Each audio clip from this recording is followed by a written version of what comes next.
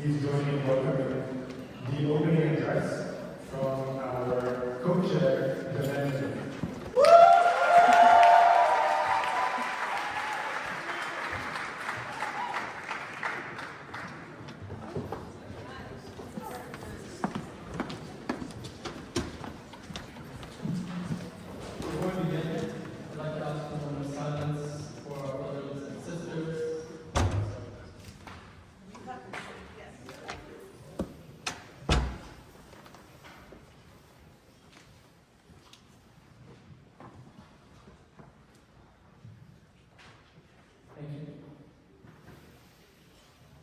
Thank you everyone for today. Thank you for our wonderful audience, friends, family, our incredible sponsors who make this happen, and our incredible team who work day and night to make this conference a reality. Thank you. Another special thank you to Boston Music Ensemble. Thank you so much. We're here in this conference today. We've been working around the clock, hitting almost a year mark right now, planning for ACH24. We want it to be the biggest in past time. We're incredibly happy to say that we have incredible lineup of speakers, incredible programming prepared for you all today. That said, this entire time as we're organizing, we're planning, in the back of our mind, in the front, the main question that we're asking ourselves is why are we listening? So what do we want to see at a conference like this? What's the purpose? Why does it matter? This year has made that incredibly evident. There's no question. Look at the news. The whole world is seeking to paint the narrative for art, all around the world. The purpose of a conference like this is to provide a platform. It's a great platform to advance our own narrative and represent our own community. At this conference here today, we have over 1,000 attendees. We have representatives from over 30 countries and from 35 states and 25 countries around the world. It's very diverse. That's unique. It's an incredible opportunity for us to advance the story of knowledgeable heritage. This year has shown that that is necessary and it's needed. It's true beyond just Palestine. It's only the next example. Even on our own campus here at Harvard, we're seeing documents that we've never seen before. Students were just arrested in Colombia for advocating on behalf of Palestinians. It was true that we needed to advance the narrative for ourselves before October.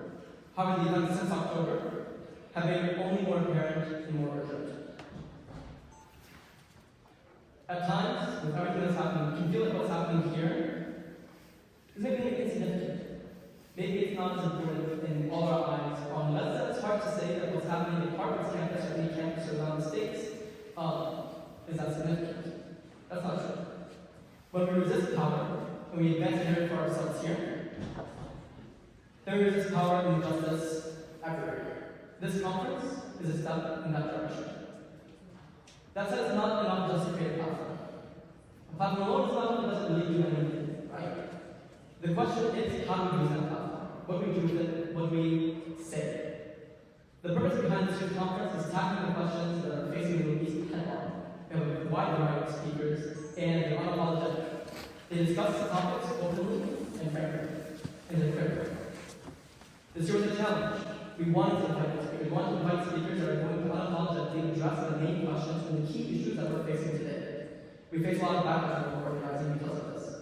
And as soon as October came around, many people were asking us if we were even hosting anything at Harvard this year. Is ACH even happening? We're already 6 months into planning at that point, and everyone was asking that. Me and Hashim never had a conversation about it. We never saw the need. Me and Hashim decisively said, this is the most important year, at least in recent history of the conference, for us to advance the narrative for the Arab world. We lost a lot of support, but we're more determined than ever. What does that mean for our audience? Be critical. Ask questions. Engage. Go to Harvard. It's an opportunity to fundraise for Palestine as well, and meet the people here. But truly, attendees here are here for obligation and duty. It's not something to enjoy, drink, food, pictures. Please do have fun. But the purpose is to engage critically with the topics and the issues that we brought forward today. It was very purposeful. With that, we turn towards our keynote speakers for today. Our keynotes speak directly to the topic that we're discussing in this conference, and I brought up in the speech, both in the content and the format. We tried all the way up until the last few days to bring Dr. Hassan and Dr. Hassan Zol in person. It just wasn't going to happen, and there was no reasons. That process came up us. A lot of people told us, swap them out, we'll find something else. Me and Hashim, again, can have a conversation. The purpose of this conference is to advance the narrative unapologetically. If that means by Zoom, that means by Zoom. For us, it's not a lack of incredible speakers from all around the world that can speak at this conference now. It's an act of resistance. It's an act to show that regardless of what people try to do, regardless of what they try to keep us from advancing the important narrative here, we will do our best. They will be represented, and they will not stop us.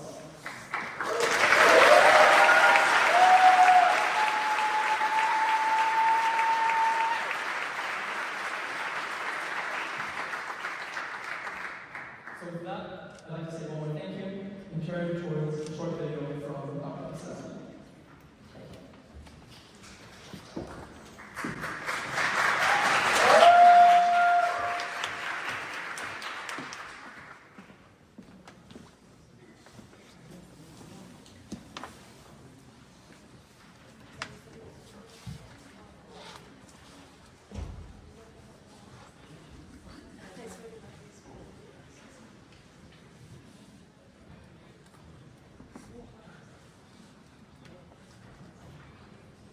Friends, distinguished guests, scholars, and students, it is a pleasure to be speaking to you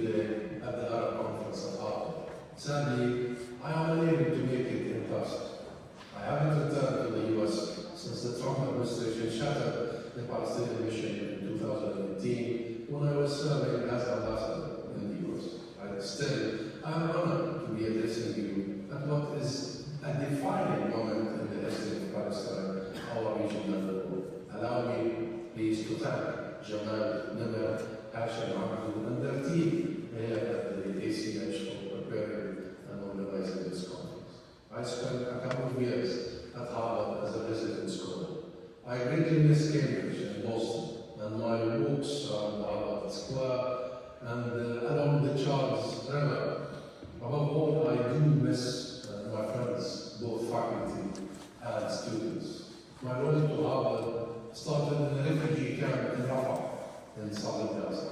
You will be all too familiar with Rafah today, home now to 1.5 million Palestinians forcibly displaced from areas of Gaza, now largely laid to waste by Israel's genocide and aggression. My education started in an honorable school, as it does for most Palestinian refugees who are all raised on the mantra of education, education, education. It is this mantra that has ensured that Palestinians enjoy one of the highest literacy rates in the world and one of the highest per capita rates of PhD holders.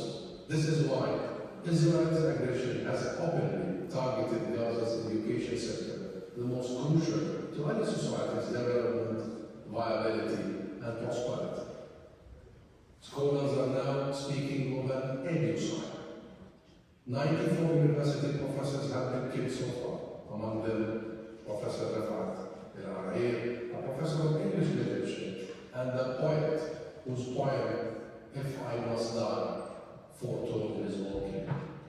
Every single one of Gaza's 12 universities have been destroyed in whole or in part. More than 75% of Gaza's school buildings have been partially damaged or totally destroyed. 625,000 school children have gone without an education for the past 6 months. At the same time, Israel has been deliberately targeting the Gaza's healthcare sector. Just 10 of Gaza's 36 hospitals remain partially functioning. Israel has killed nearly 500 healthcare professionals over the past 6 months, more than in all other conflicts combined in the period 21-22. Some say it will take 10 to 20 years to recover from this. And any recovery demands massive assistance that can best be facilitated by UNRWA, the biggest provider of education and health services to Palestinian refugees. The same UNRWA that, based merely on unsubstantiated allegations, the US has now stopped funding to the peace system. We are looking at a lost generation, my friends, for whom a decent education will be a distant dream. This is deliberate. An occupied people is much easier to dominate if it is also uneducated, sick, and unaware of its rights. Israel is engaged in the wholesale erasure of an entire society.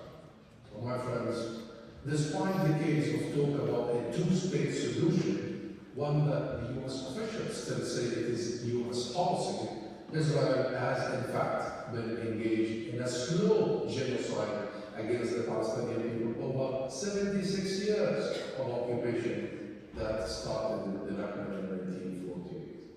In Gaza, this constituted squeezing the economic life out of the territory with a 70-year-old land, sea, and air blockade that stopped the free movement of goods and people to and from Gaza. In the West Bank, it has taken the form of never-ending expansionist settlement projects that prevent the emergence of a Palestinian state while squeezing available living space for the Palestinian native population.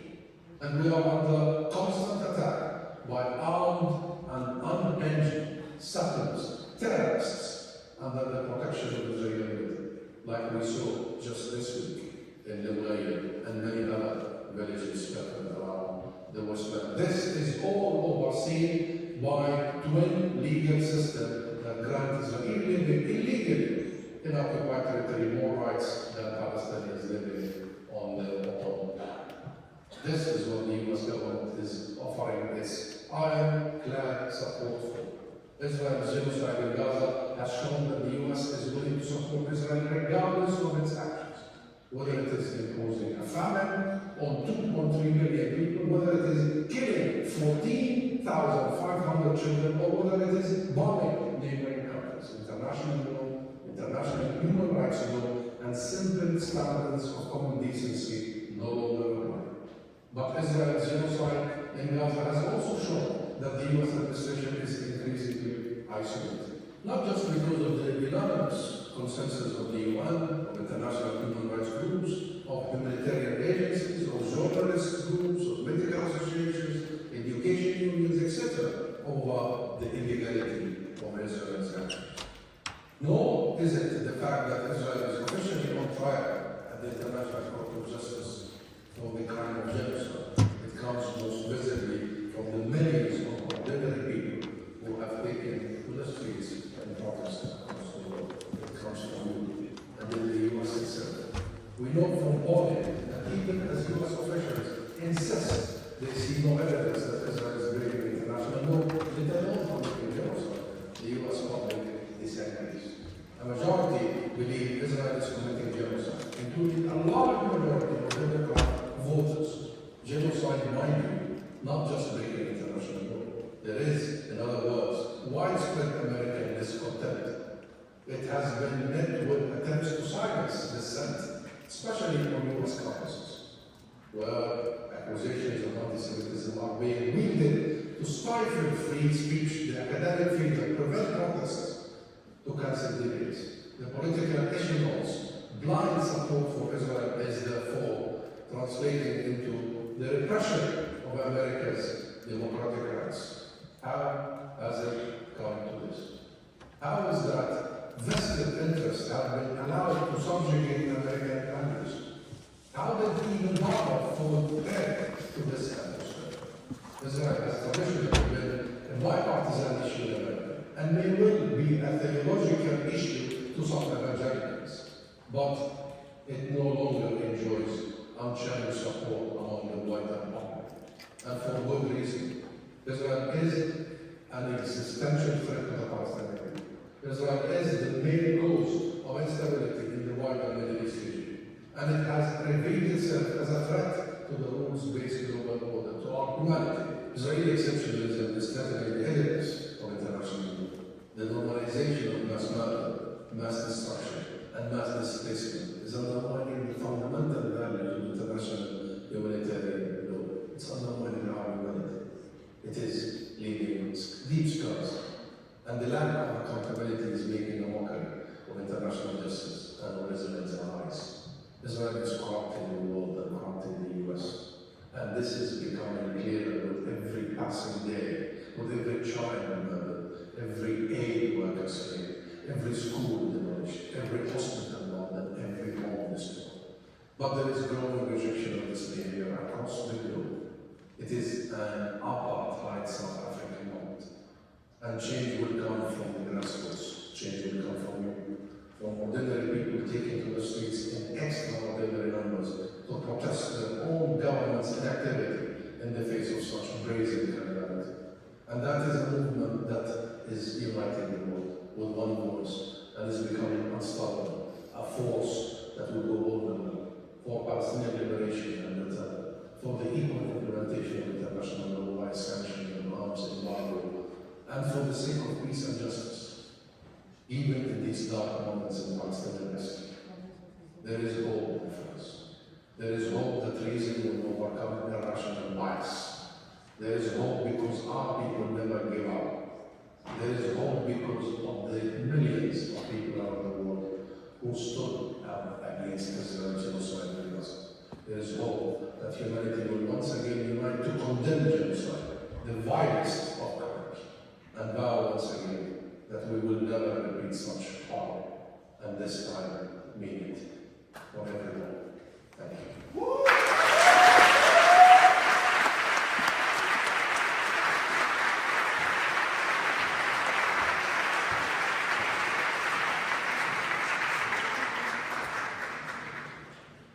There is simply no words I can say to follow. We're going to turn now to speech by someone who needs no introduction. Dr. Hassan is first.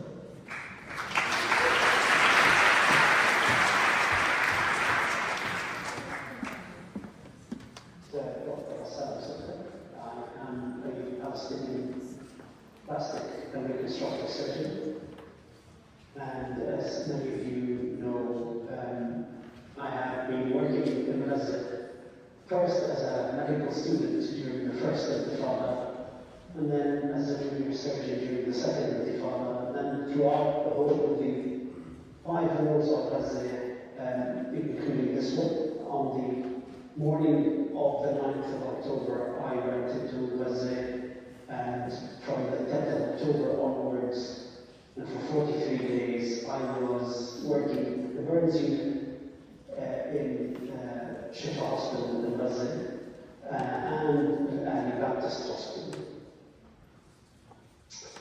And I'm often asked what the difference is between this war and the wars on Gaza before. And really, the best way to describe it is the difference between a flood and a tsunami. The intensity, the ferocity, the viciousness, the sheer number of wounded that would come in every ambulance, 5 or 6 stacked up in an ambulance. Ambulances coming every minute, cars between them, tuk-tuks, every available mode of transport would be bringing in the wounded, the dying, the dead. And that was evident from the first day. But what was also evident was the fact that the Palestinian health system on the 7th of October was on its knees as a result of the siege. And so when the war started, there was severe and critical shortage that limited the ability of the doctors and the nurses that I was working with to provide the kind of care that people needed. But also the sheer number of the wounded. When you think about it, Gaza has bed capacity of 2,500. And by the end of the second week, there were 6,500 wounded, and currently there is around 75,000 wounded. And so that felt that every day was much more difficult than the day before. The number of patients that were missing crucial deadlines being taken to the operating room because there are too many patients and there wasn't enough material. And then, as things deteriorated, having to do without essential material, like antiseptic solutions, having to invent antiseptic solution, or sometimes running out of external fixators for fractures or dressings for burn. But also, what was different is the fact that it was 50% of the wounded and the dead were children. And at some point, it felt like this war was being just waged on the children of Palestine. As the medication started to run out, one had to resort to doing things that one could not have imagined. First, morphine ran out. Patients who had, including children, who had very painful procedure. After the surgery, we would only give them the equivalent of intravenous Advil, intravenous paracetamol. And then eventually, towards the end, when ketamine ran out, we would do very painful debridement and cleaning procedures on children with no anesthetic, because the alternative was watching their infected wounds turn into sepsis and kill their life, take their life. Since I came out, I very quickly realized that when you realize it, you're so overwhelmed by the ferocity of what's happened that you kind of don't think about the outside world. But I very quickly realized that actually the genocidal project is like an iceberg, and that Israel is just the tip of that iceberg. And that the rest of the iceberg, the bit that we couldn't see as is made up of the axis of genocide. Those countries, the United States, the United Kingdom, Canada, Australia, France, Germany, Italy, that supported the genocide, not just supported Israel, but its genocide, both politically to ensure that the genocide is not hindered in any way, militarily that the weapons do not run out, regardless of how much Israel uses. And also that there is this system of 70, built over 75 years of impunity that allowed Israel to reach a point where, as the South African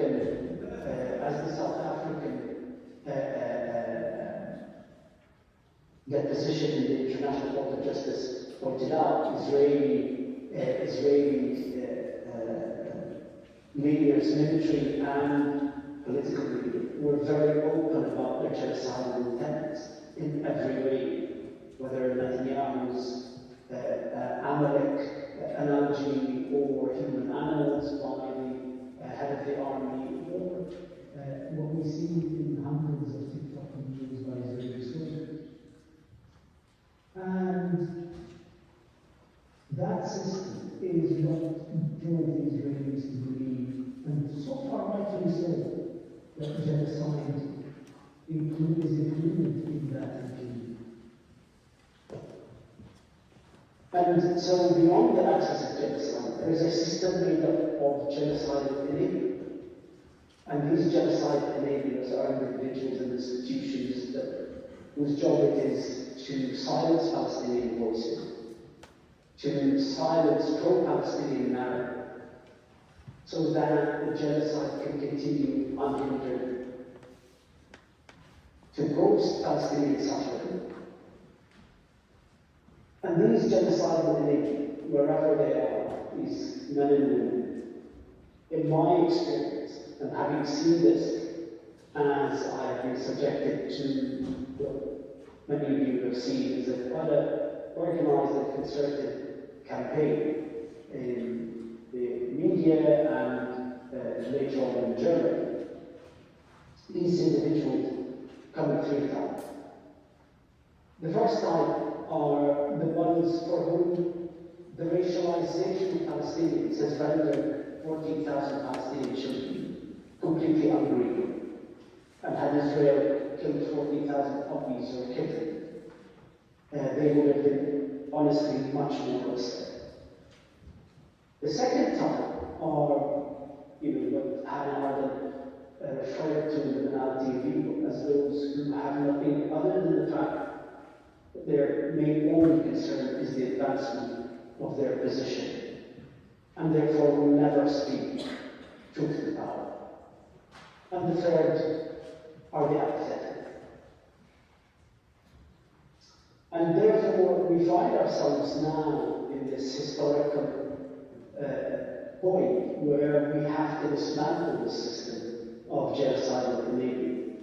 Because as we know historically, once the form of elimination, and we know that elimination is the logic that rules the relationship between the settler, colonial settler, and the indigenous population.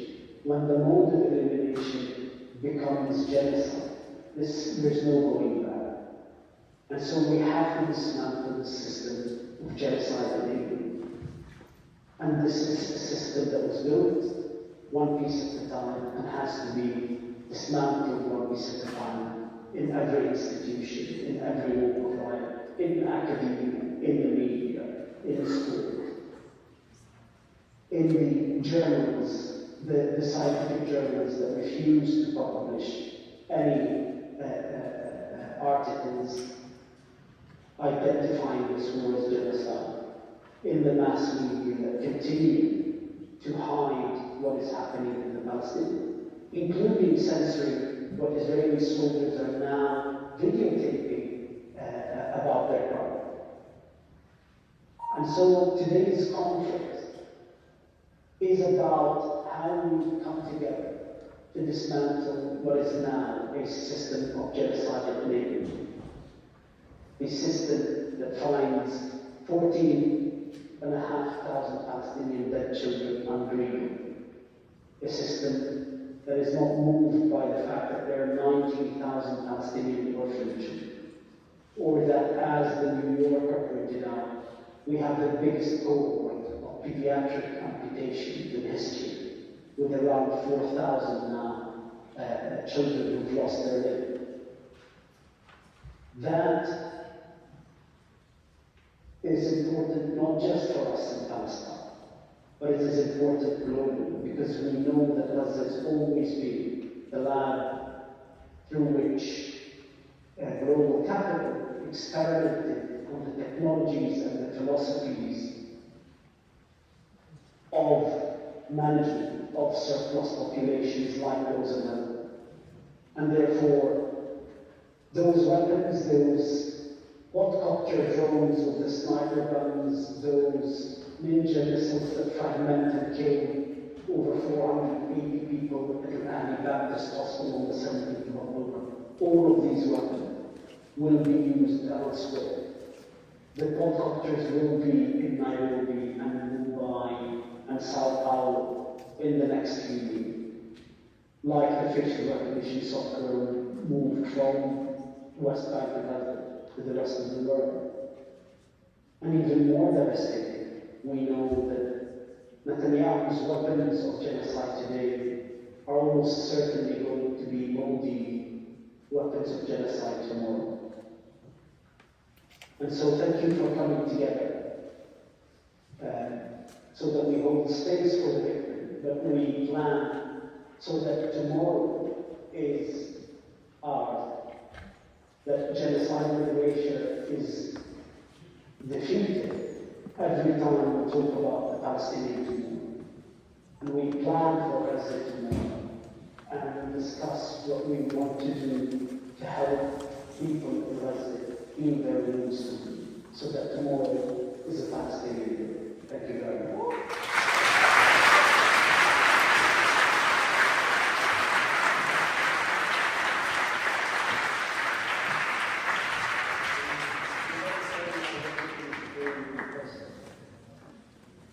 This is less than ideal, but despite the fact that I have been traveling to the United States almost every year, if you want, every couple of weeks since I was working, during the marches of return, CNN wrote an article about me treating the wounded through the marches of return. And it was a very positive article. But strangely enough, and despite the fact that I have a UK citizenship, after that article was benign abuse of human rights. It continued to be benign country of human rights, despite the fact that UK citizens abuse of law. And then again, what happened in Germany, where they tried to go one step further. And so they didn't just stop me from entering Germany, but they also stopped my uncle Dr. Salman Sitta and the Greek intellectual and ex-minister Yanis from speaking through Zoom. And for me, this is a good sign. This is a sign that they feel threatened and that the velvet gloves of fake liberalism have come off, and underneath it is what we've always known was there, which are the knuckle dusters of fashion. And so, although I would much rather be there in person, the fact that they're trying to silence us means that they're losing the battle for the narrative. But please again accept my apologies for not being there in person.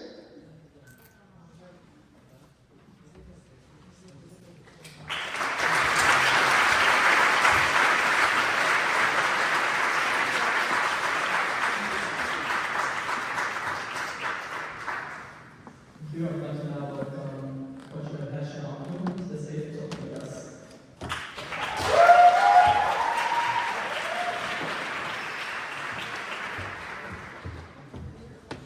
Thank you very much. How's everyone doing?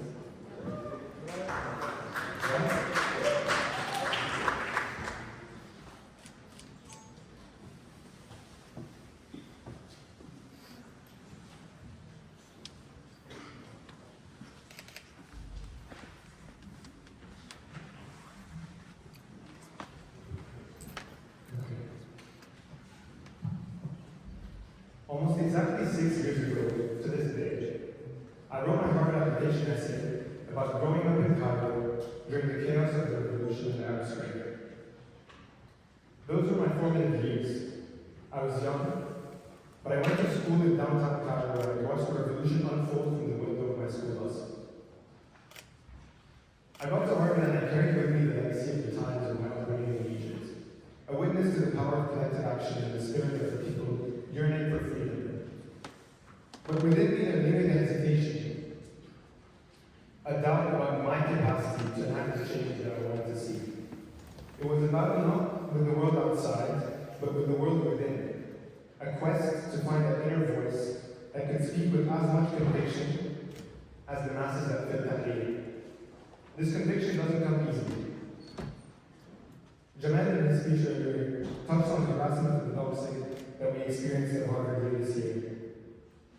It was bad, and it affected most of us, either explicitly or somewhat indirectly: Arabs, Muslims, Africans, brown and black students on campus. My parents and grandparents would call me from home after watching the news, and I'd be reading my name and lists circulating online. It was surreal. I went back and forth a lot, and got to a point where I felt like I wanted to hide and not really be in the limelight. And it was scary. I was threatened to never wear freedom again, or that they deport me and get me expelled. And just yesterday, look at what happened at Columbia University. I mean, this is Columbia University, the home of Edward Said. He must be rolling in his grave, I'm sure, in that home. I came here from Egypt 5 years ago, and trust me, this is not what I thought the US would be like. The land of the free, home of the brave. So much for freedom of speech, so much for freedom of expression, so much for liberal institutions that prioritize dialogue and are supposed to be hubs of change. And even here at Harvard, these are ideals that are faltering at the very institutions that are designed to uphold them. These bastions of learning seem to be retreating from the very principles they profess to defend. I really did go back and forth a lot about whether to stay quiet and under the radar or to try and say something. They want to shut us up, and we've heard this a lot tonight. They want to scare us, they want to make us feel unwelcome, and they made me realize that I was playing into the game. And so this, ladies and gentlemen, is exactly why we're here. For a change, we're giving ourselves our own platform to push forward our narrative. We're uniting and we're giving ourselves a voice. If we waited for Harvard to do it for us, we'd be here forever. So we wanted to create this space. We have to create our own spaces, void of the fear of silencing and oppression. It's a space for us to engage critically and push forward thought leadership. But it's also just a space to be ourselves, to connect, to get to know each other, to laugh, to dance, to sing. Actually, I heard rumors that people used to come to ACH in the past to try and get married. Not sure if that's the vibe from your boyfriend, as I said, but you do you, of course.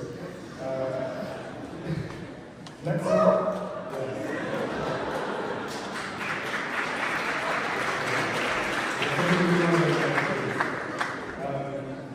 let's not forget what really binds us together.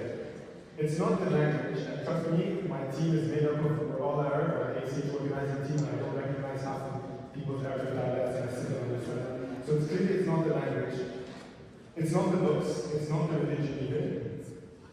What truly binds us, what makes us a resilient and cohesive community is something far deeper but profoundly simple. It's the sense of family. Across the Arab world, regardless of nation, city, or whatever village you come from, the family stands at the nucleus of life. It's within the family that the values of loyalty, respect, and support are first taught and last tested. These values extend beyond the biological family to encompass the larger community. It drives our hospitality, our generosity, and it's the foundational aspect of our culture that empowers us to build bridges, to foster dialogue, and to engage with the world with an open heart and an open mind. So my friends, for a change, let's stay together. It's our only hope. ACH in 2019 had the theme of reimagining home. Reimagining a better home for all of us. A home where Palestinians, Syrians, Yemenis, Sudanese, Libyans, Arabis alike can live peacefully and more freely. A home where Egyptians, Jordanians, Tunisians,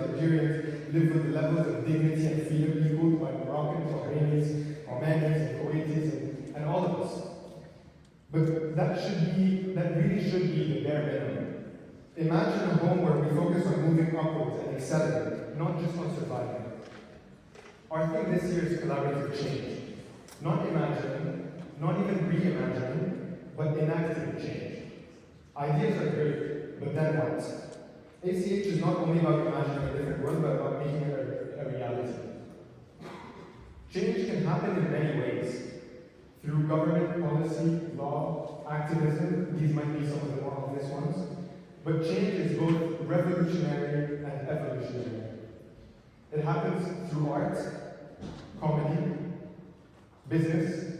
It can happen through sports, poetry, science. In the context of this conference, take the opportunity to really go out of your way to meet other attendees and speakers. We're trying something new this year. We're hosting small focus groups for students and speakers to get to know each other more intimately, and keep an eye out for that tomorrow or tonight, some announcements. We've doubled the number of networking events. We've doubled the length of Q&A sessions up to every time. So attend the workshops, listen to the fireside chats and the panels, and expose yourselves to new topics and areas and speakers. Ask questions. It's not about what you'll accomplish this weekend, it's about who you'll meet and who you'll stay in touch with. And frankly, life is all about who you know and not what you know anyway.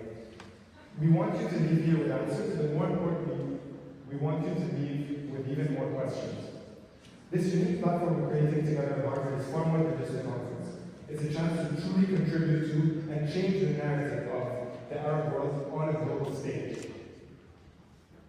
If we don't come together now at this critical juncture to shape the direction that we want to head in, then who will and when? We are the largest Arab conference in North America. Actually, even in the world, we just couldn't fact check that for sure.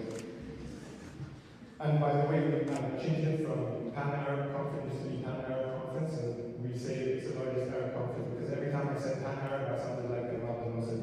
So, the largest Arab conference in North America. As we reflect on this year's theme, I encourage you to take the opportunity to not only expose yourself to new ideas, but to take advantage of the relationships that you form. Convert those ideas into action during the conference and afterwards. Whether that's in the Middle East or the diaspora, when we return to our communities, we each have a role to play in the imagination, but more importantly, in the realization of a better Arab world. The courage that I witnessed in Egypt in 2011, the courage to dream of a better tomorrow, is the same courage that I hope we can all have today. So in closing, I invite you to reflect on the impact that you wish to have in the world. Let us be bold, let us be courageous, and let us remember that the right time to act is always now. Welcome to the Arab Conference of London.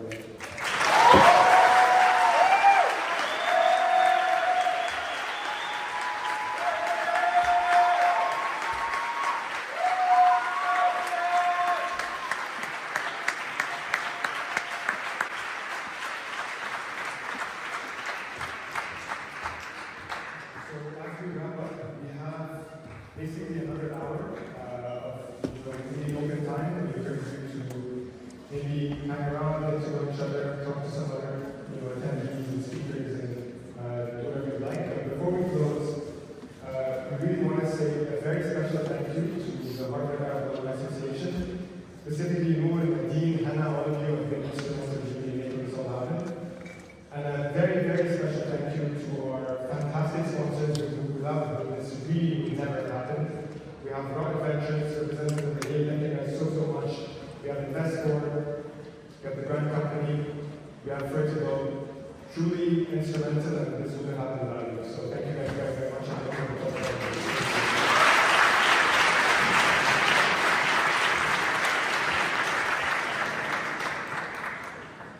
We hope to see you all bright and early tomorrow. Take your time and enjoy getting to meet each other. But we have 3 wonderful days, and we look forward to checking out the conference tomorrow. Thank you.